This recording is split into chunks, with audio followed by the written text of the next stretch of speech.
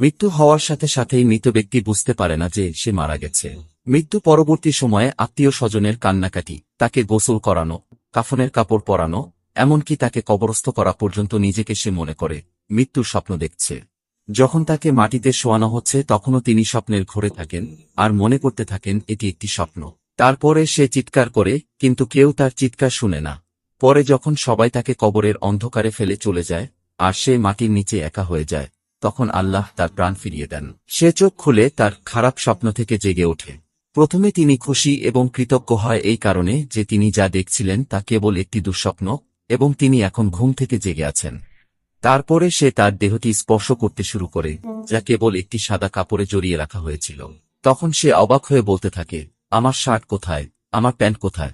এবং সে আরও অবাক হয়ে বলতে থাকে, আমি কোথায়, এই জায়গাটি কোথায়, সর্বত্র ময়লামাটির গন্ধ কেন, আমি এখানে কি করছি? অতঃপর সে বুঝতে শুরু করে যে সে ভূগর্ভস্থ এবং তিনি যে অভিজ্ঞতা নিচ্ছেন তা স্বপ্ন নয়। এবং সে আরও বুঝতে পারে যে তিনি সত্যিই মারা গেছেন। তারপরেও তিনি যতটা সম্ভব উচ্চস্বরে চিৎকার করতে থাকেন এবং তার স্বজনদের ডাকতে থাকেন যারা তার উপকারে আসতে পারে, কিন্তু তাকে কেউ উত্তর দেয় না। অতঃপর সে মনে করে যে এই মুহূর্তে কেবলমাত্র আশা মহান আল্লাহর কাছে। আল্লাহর কাছে ক্ষমা প্রার্থনা করার সময় সে কেঁদে ও মিনতি করে বলতে থাকেন, হে আল্লাহ, আমাকে ক্ষমা করুন, আমাকে ক্ষমা করুন। তিনি একটি অবিশ্বাস্য ভয় নিয়ে চিৎকার করেন, যা তার জীবদ্দশায় তিনি এর আগে কখনো অনুভব করেনি। যদি তিনি একজন ভালো ব্যক্তি হন, তাহলে হাসি মুখে দুজন ফেরেশতা তাকে সান্ত্বনা দেওয়ার জন্য তাকে সর্বোত্তম সেবা করবেন। আর যদি সে খারাপ লোক হয় তবে দুজন ফেরেশতা তার ভয় আরও বাড়িয়ে দেবে এবং তাদের কুরুচিপূর্ণ কাজ অনুসারে তাকে নির্যাতন করবে। আমরা জীবনে বহুবার বোবায় ধরা স্বপ্ন দেখে থাকি।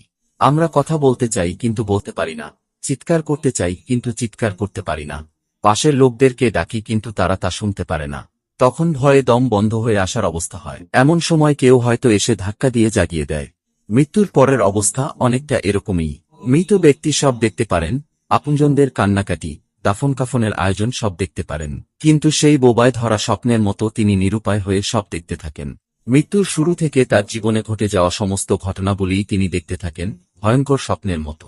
হে আল্লাহ, আমার সমস্ত গুনাহগুলো ও আমার মা বাবা, স্ত্রী, সন্তান এবং আমার পরিবার এবং বন্ধুবান্ধব সকলের গুনাহ ক্ষমা করুন। হে আল্লাহ, যতক্ষণ না আমি খাঁটি ঈমানদার বান্দা এবং আপনার সাথে দেখা করার জন্য প্রস্তুত না হই, ততক্ষণ পর্যন্ত আমার জীবন গ্রহণ করবেন না। হে আল্লাহ, আমাদেরকে হেদায়েত করুন।